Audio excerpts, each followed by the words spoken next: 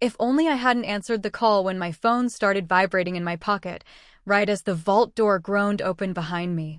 The underground room smelled like cold stone and old paper, the kind of air that never forgot a secret. 3 auditors stood at the entrance, badges visible, their expressions already set on suspicion. One of them asked me to confirm my name while another glanced at the shelves of sealed cases lining the walls. That was when my sister's name flashed across my screen.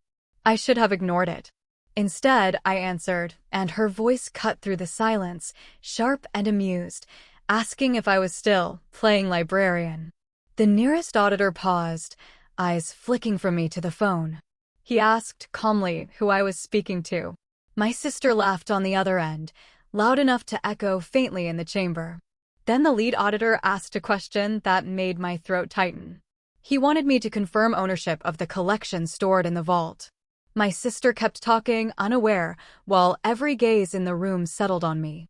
In that moment, surrounded by locked cases and raised eyebrows, I realized there was no hiding left. Years earlier, long before the vault and the auditors, my role in the family had already been decided. It happened at a crowded dinner table, plates clinking, voices overlapping, when my sister raised her glass and joked about how success had skipped a generation. She gestured toward me, smiling sweetly, and explained to everyone that I worked at a library. The word landed like a verdict. People chuckled politely, already picturing dusty shelves and a small paycheck. I smiled too, because correcting her would have required explanations I wasn't ready to give. She went on about her career, her connections, her ambition, and how she worried I was wasting my potential. No one asked what I actually did all day. No one noticed how carefully I listened. A week later, a quiet letter arrived at my office, handwritten and precise, offering a private donation of books no one else wanted to catalog. I accepted it without ceremony. When the package arrived, I understood why discretion mattered. Inside were volumes with unfamiliar bindings and notes written in hands long gone. I didn't tell my sister. I didn't tell anyone. I began to realize that being underestimated wasn't a curse. It was cover. The donor was an old man with failing health and no heirs who cared about paper older than their family name. He arrived alone, carrying a small crate and an expression sharpened by years of secrecy. He said the books were ordinary, that they had never been properly assessed, and that he trusted the library to keep them safe. I logged the donation quietly, assigning it a low-priority classification that kept it off public lists. That night, after closing, I opened the crate again. One volume stood apart, its spine subtly altered, its pages marked with symbols I recognized from half-forgotten catalogs. This wasn't ordinary. It wasn't even rare in the usual sense. It was misplaced history. I spent weeks verifying details in fragments of records scattered across continents, careful not to leave a trail. Each confirmation tightened the knot in my chest. The book didn't belong to the library. Not really. It belonged to whoever understood its value and could protect it. I set up my first private trust that month, guided by necessity rather than ambition. No announcement followed. No celebration. Just a quiet decision to build something invisible. As my sister continued to measure worth by titles and noise, I learned the power of silence, one acquisition at a time. Silence became my routine. While my sister posted updates about promotions and vacations, I spent my days learning how value could be hidden in plain sight. I studied provenance law late at night, reading cases where ownership hinged on commas and forgotten clauses. Each discovery led to another quiet move. I created layers of separation between myself and the books, structures that looked mundane from the outside, but were precise underneath. Donations turned into custodial agreements. Custody turned into stewardship. Stewardship, carefully, into ownership. At work, I was still just the librarian who never caused trouble. Colleagues trusted me with restricted rooms because I was reliable, boring, invisible. That invisibility let me move rare volumes into controlled storage, catalog them under neutral descriptions, and insure them privately. The numbers climbed faster than I expected. 7 figures arrived without fanfare, then 8. I didn't feel rich. I felt responsible. Every choice carried weight because exposure would invite attention I couldn't control. At family gatherings, my sister continued her jokes, and I continued to smile. She mistook my calm for resignation. In truth, I was practicing restraint.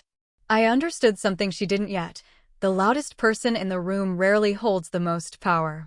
By the time my private collection surpassed anything publicly attributed to the library, I had learned how to disappear in full view and how dangerous it could be to stop doing so. The first sign that my cover was thinning came disguised as curiosity. A visiting researcher requested access to a restricted archive, citing a vague academic interest that didn't align with his credentials. I checked his references twice. They existed, but only barely, like props left behind after a performance. I denied the request politely and offered alternative materials. He smiled too easily and thanked me for my time. Later that afternoon, I reviewed the access logs and noticed a discrepancy. Someone had attempted to enter the vault using an outdated authorization code, one that should have been dead for years. It failed, but the attempt was deliberate. I reported it to administration, framing it as a minor technical issue. They waved it off, reminding me that rare materials attracted eccentric scholars. That evening, alone in my office, I pulled the logs again and compared them to past incidents. The same pattern appeared twice before, spaced months apart. Always just enough to seem accidental. Always close to collections I personally managed. I locked my door and sat still, listening to the building settle around me. Whoever was probing didn't see me as a threat. They saw an obstacle. That was worse. For the first time, I wondered if staying silent was no longer enough. I tried once more to raise concerns, this time with clearer evidence. I showed my supervisor the altered logs, the timing, the repeated focus on specific materials.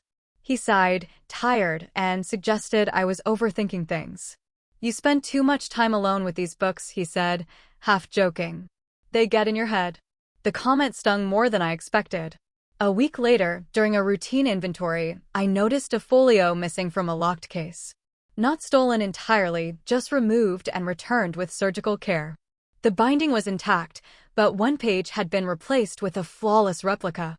Whoever did it knew exactly what they were looking for. I filed a formal incident report. It disappeared into administrative limbo. No investigation followed. At home, my sister sent me a message asking if I needed help finding a real career. I stared at my phone, then at the secure documents open on my laptop, detailing assets that now exceeded her net worth several times over. I closed the message without replying. The realization settled quietly but firmly. I was alone in this. The institution trusted appearances. My family trusted narratives. Neither trusted me. And somewhere, someone had confirmed that I was worth watching. My sister's next move was louder than usual. At a networking fundraiser filled with cameras and polite applause, she spotted me near the back of the room and waved me over. Before I could refuse, she introduced me to a small circle of donors as her little sister who works at a library. The phrasing was deliberate.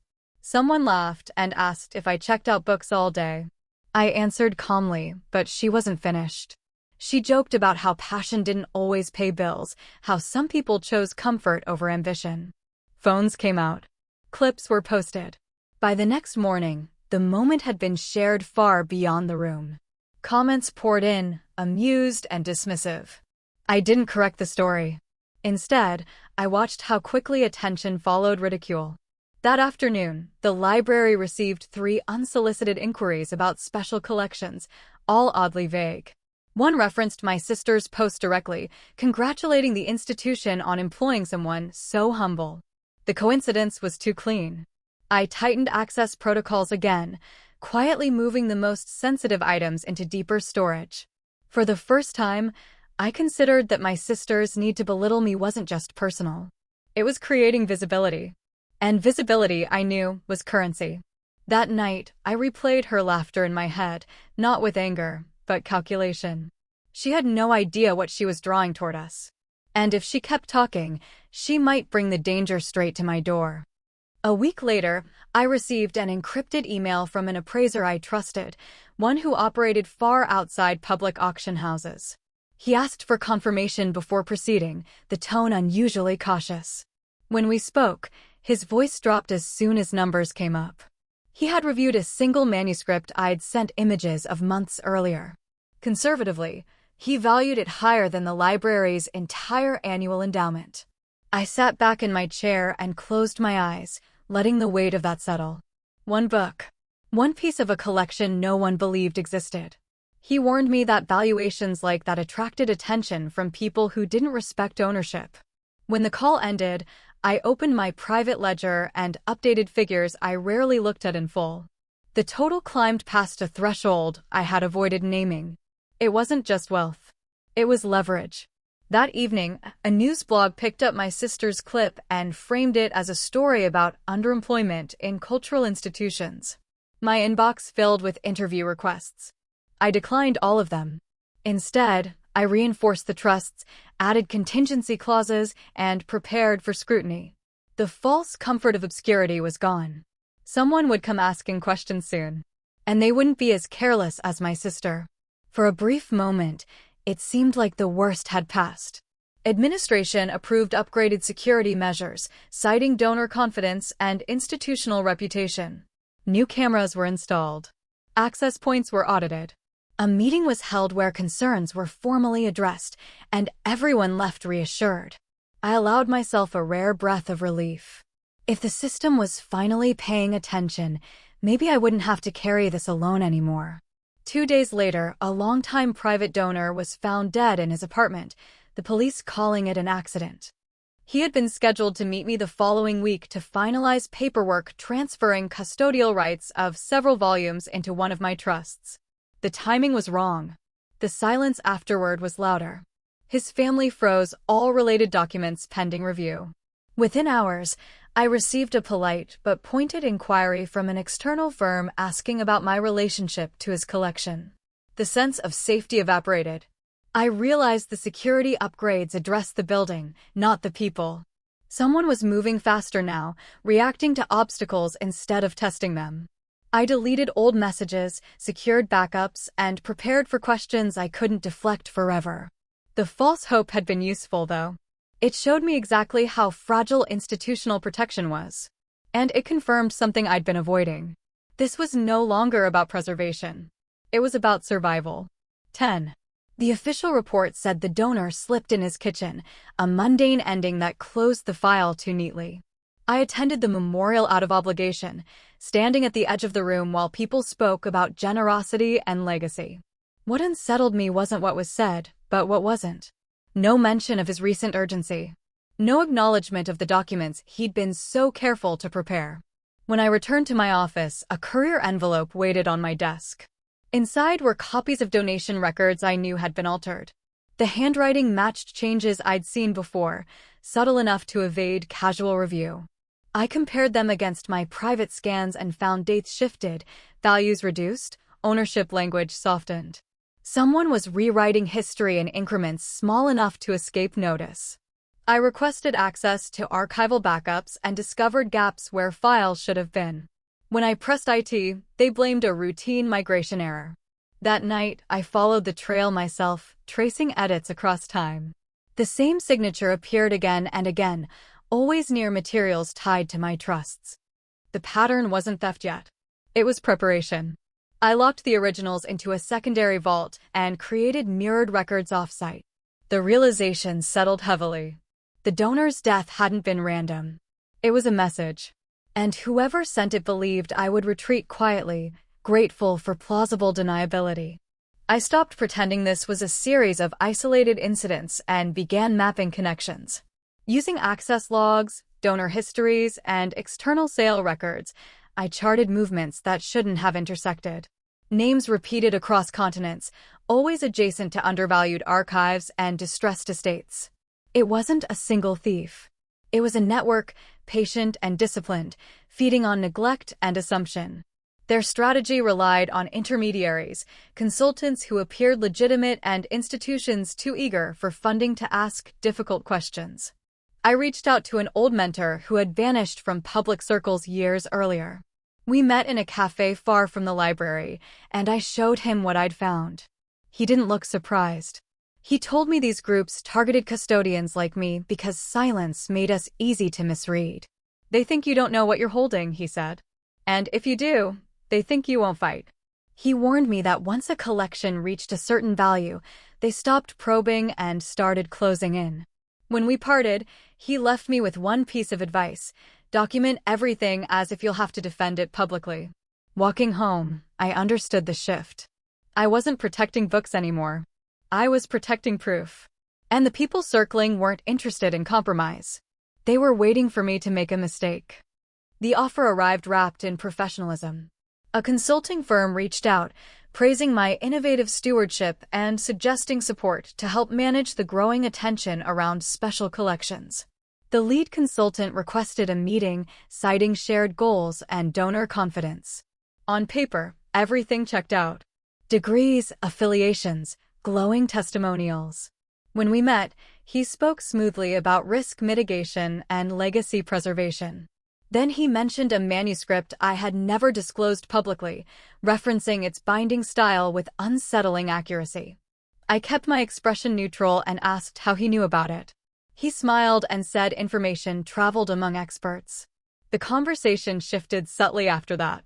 He suggested restructuring access, consolidating oversight, placing materials under external management for their own protection. I declined politely and ended the meeting early. Back in my office, I reviewed his firm's portfolio and found connections to 2 collections that had quietly disappeared years earlier. The pattern was tightening. This wasn't an offer of help. It was a test of control. That evening, my sister sent another message, bragging about a potential investment opportunity she'd been offered through new partners. The firm's name caught my eye immediately. My chest tightened. She had walked straight into their orbit, unaware of what they were circling. For the first time, the danger felt personal in a way it hadn't before. 13. My sister called the next day, her tone falsely warm. She said she'd heard I was under stress and wanted to help. Over coffee, she suggested introductions, mentorship, even a public rebrand if I was willing to admit that my current path wasn't working. She framed it as concern, but every sentence carried the same assumption: I needed rescuing. When I declined, she laughed and accused me of pride.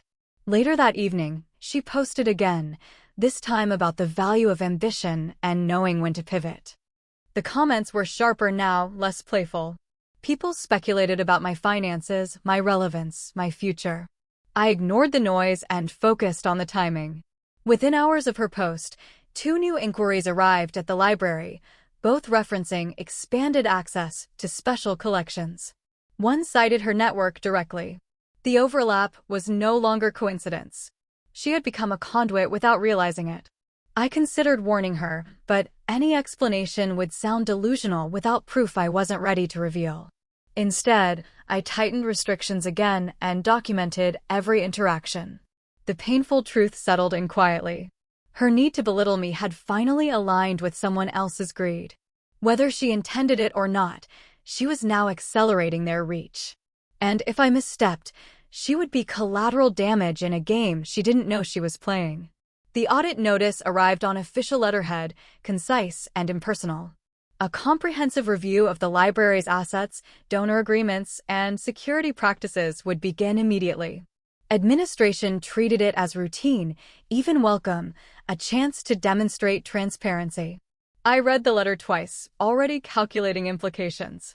An audit meant exposure. It meant names, numbers, and records pulled into the open. For the first time, my private structures would be tested by people who didn't understand why they existed. I spent the night preparing, assembling documentation that showed lawful acquisition without revealing full value. The next morning, auditors toured the building, asking measured questions and taking notes. They were thorough but not hostile, at least not yet. One lingered near restricted storage longer than necessary. When he asked who ultimately owned certain materials, my supervisor gestured vaguely toward institutional oversight. I said nothing. By afternoon, requests for supplemental information began arriving, each more specific than the last. The window for passive defense was closing. That evening, I reviewed contingency plans I'd drafted years earlier, never expecting to need them. The audit wasn't just scrutiny. It was a catalyst. Someone had pushed for this, knowing it would force my hand. And whoever that was believed I would fold under pressure. I retreated into preparation, focusing on what could not be improvised. Over years, I had built a lattice of trusts, custodial transfers, and deferred ownership clauses designed to protect the collection if the institution failed. Each piece made sense alone. Together, they told a story only I could explain. I reviewed them carefully, noting where clarity would matter and where silence had been intentional. One trust in particular stood out, created after the first major acquisition, naming me as beneficiary under conditions no one had questioned at the time. It was clean, legal, and absolute. If invoked, it would establish personal ownership beyond dispute. I hadn't planned to use it publicly. That kind of revelation carried consequences I'd avoided. Still, knowing it existed steadied me. I met again with my mentor, who reviewed the documents and nodded slowly. "You're ready," he said, not with reassurance, but warning. Readiness meant inevitability. As I left, my phone buzzed with a notification from my sister. She'd announced a partnership with new investors, tagging the consulting firm that had approached me. Comments flooded in with congratulations. I closed the app, heart heavy. The paths were converging faster now. When this broke, it wouldn't stay contained. And the truth, once spoken, would not be gentle. The attempted extraction happened on a quiet night, the kind designed to pass unnoticed. Motion sensors triggered briefly in a secondary storage wing, alerting security to a controlled breach. By the time guards arrived, the intruder was gone, leaving behind nothing but disturbed air and a single dropped glove. The item targeted wasn't one of the crown pieces, but something adjacent, a supporting volume that completed a chain of provenance. It was a test, confirming access points and response time. Security treated it as a win. I didn't. Reviewing footage later, I noticed how deliberate the movement had been, how carefully the intruder avoided cameras upgraded only weeks earlier. Someone had inside knowledge or very good research. The guards caught a low-level contractor nearby and detained him briefly. He claimed ignorance and was released.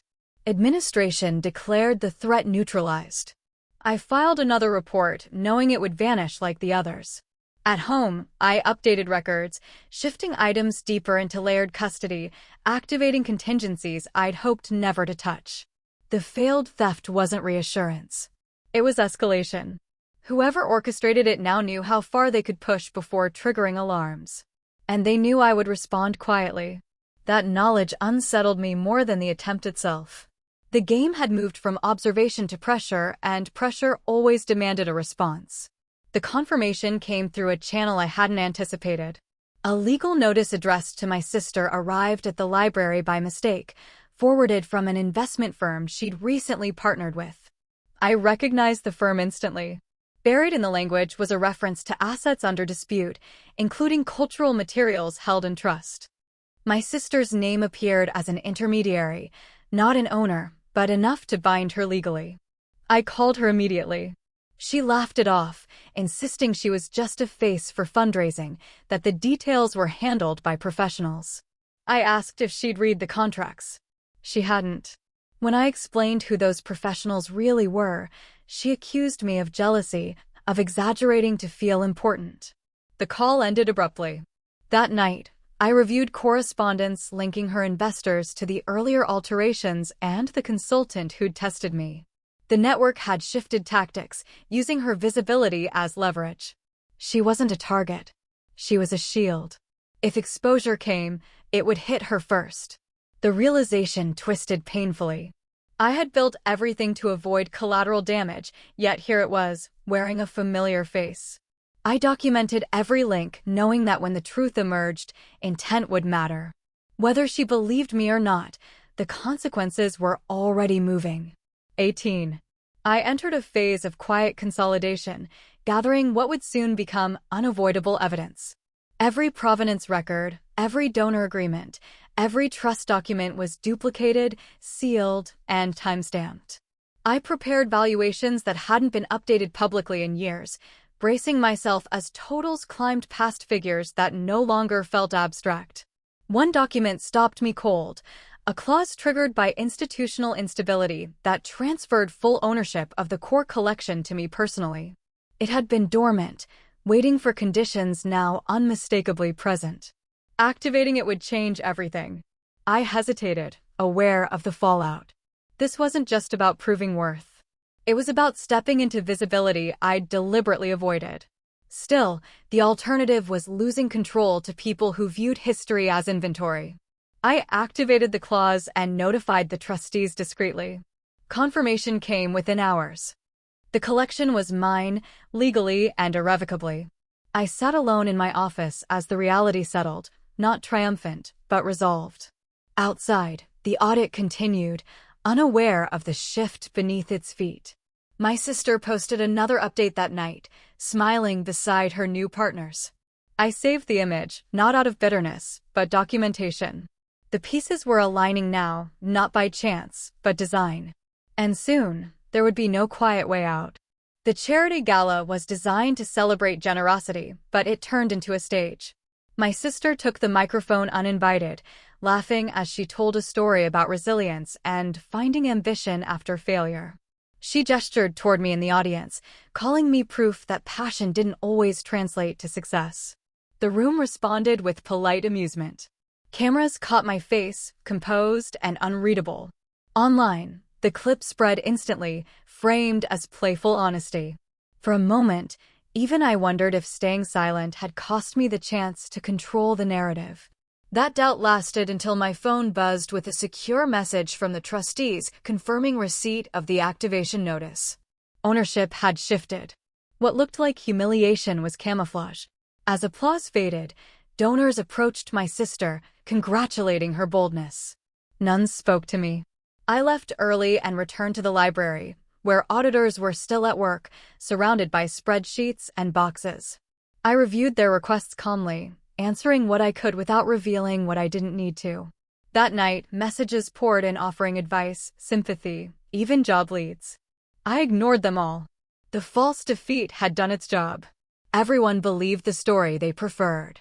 And, because they believed it, they stopped looking closely at me. That would make what came next undeniable. The auditors requested access to the deepest vault the following morning, citing inconsistencies they wanted to resolve directly. Administration hesitated, but I authorized entry without argument. We descended together, the hum of security systems echoing as doors unlocked in sequence.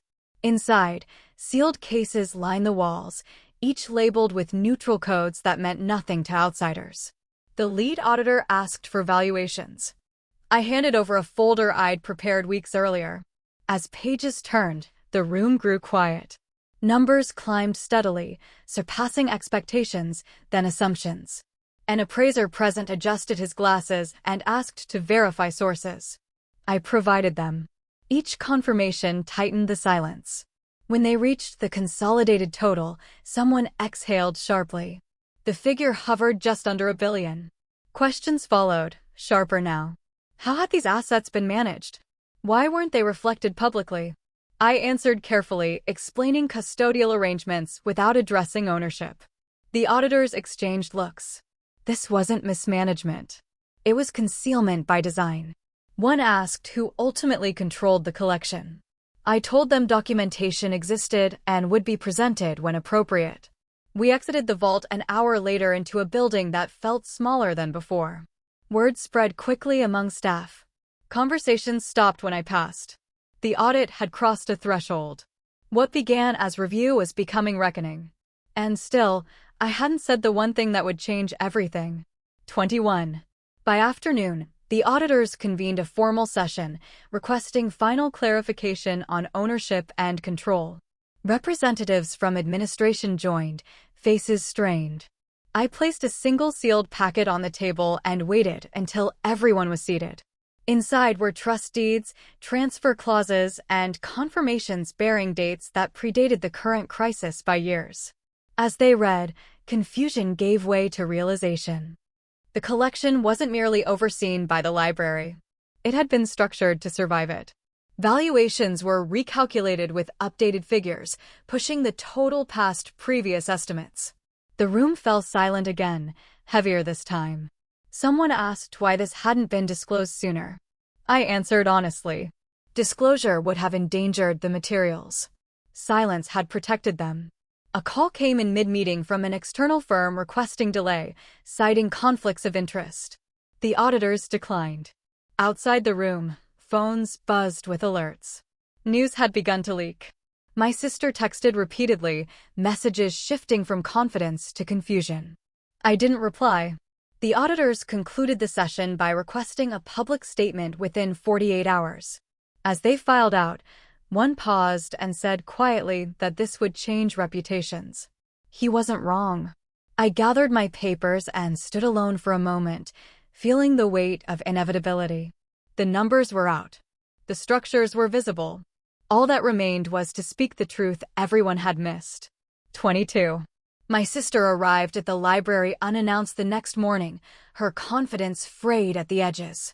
She demanded answers in a quiet corner, phone clutched tightly as notifications kept lighting up her screen. Investors were asking questions she couldn't answer. Names she'd trusted were suddenly unreachable. I listened as she spoke in circles, blaming misunderstandings and bad timing. When she finally asked what was happening, I told her the audit had uncovered more than anyone expected. I didn't mention ownership yet. Her expression shifted from irritation to unease. She admitted one of her partners had warned her to stay quiet, to let lawyers handle things. That warning confirmed everything. I showed her a single document, redacted but unmistakable, linking her investment group to contested cultural assets. She went silent, scrolling through messages with shaking hands. For the first time, she looked at me without condescension. She asked why I hadn't told her sooner. I answered carefully. She had never wanted to listen. Outside, reporters gathered as rumors intensified. Inside, my sister finally understood she wasn't in control of the story she'd helped amplify. She left without another word, shoulders stiff, phone pressed to her ear. I watched her go, not with satisfaction, but certainty. The moment for half-truths had passed. The next step would be public, irreversible, and far larger than either of us. The press conference was scheduled quickly, driven by momentum no one could slow. Administrators stood stiffly behind the podium as I stepped forward, the room humming with anticipation. Cameras flashed. I began with facts, outlining the audit process and the scope of the findings. When valuations were displayed, the reaction rippled outward, disbelief turning into focus. Then I introduced the trusts. I explained their purpose, their legality, and their activation. When I stated plainly that I was the sole owner of the collection, a murmur swept the room. Reporters leaned forward. Questions collided. I answered them steadily, presenting documentation that confirmed the figure everyone fixated on, $940 million. The number hung in the air, heavy and undeniable. I clarified that ownership didn't mean removal, that the collection would remain accessible under strict conditions. This wasn't abandonment. It was protection. Outside, headlines updated in real time. Inside, someone asked how a library worker had accomplished this unnoticed. I allowed myself a small pause before replying. I said that being underestimated had given me time. Time to learn, to build, to protect. By the end, the narrative had shifted completely. Silence replaced ridicule. The truth wasn't dramatic. It was documented. And it was final. The fallout moved swiftly. Authorities announced investigations into firms connected to contested acquisitions, freezing accounts, and suspending operations. My sister's partners vanished from public view, their names now linked to misconduct rather than prestige. She issued a brief statement distancing herself, but the damage was done. Her reputation, built on association and appearance, unraveled under scrutiny. I watched from a distance as consequences unfolded, resisting the urge to intervene. This wasn't revenge. It was exposure. The library stabilized under new agreements, staff reassured by clarity that had been missing for years. Donors returned, this time with respect instead of assumption. One afternoon, my sister asked to meet. She apologized without qualifiers, admitting she'd confused loud success with real value. I accepted the apology quietly. Some lessons didn't need further emphasis. As we parted, she asked if I felt vindicated. I told her no. Vindication implied I'd been waiting for her to fail. I hadn't. I'd been waiting for the truth to surface. That evening, I walked through the vault alone, past shelves that had outlasted empires. Everything was where it belonged. The danger had passed, not because I'd shouted, but because I'd finally spoken when it mattered. And the silence that followed was earned. If only she had known that silence isn't the same as surrender, none of this would have shocked her. In the weeks that followed, life settled into something quieter, more honest.